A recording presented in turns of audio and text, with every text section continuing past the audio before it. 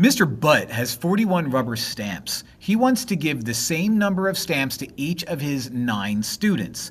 How many rubber stamps will each student receive? So he's going to divide 41 divided by 9 because he's dividing 41 rubber stamps over 9 students. Now that is not an exact answer.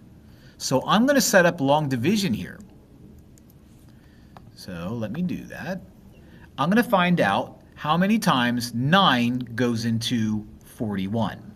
Well, 9 goes into 41 4 times.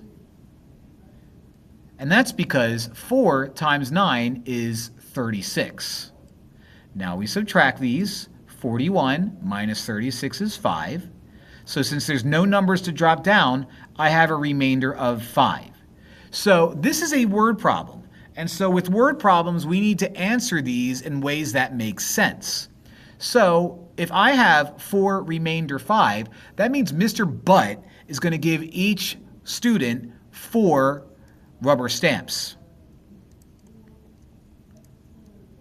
Okay, just think about it. You get a stamp, you get a stamp, you get a stamp. And after he hands them all out, after everybody gets their 4, he's going to have 5 left over.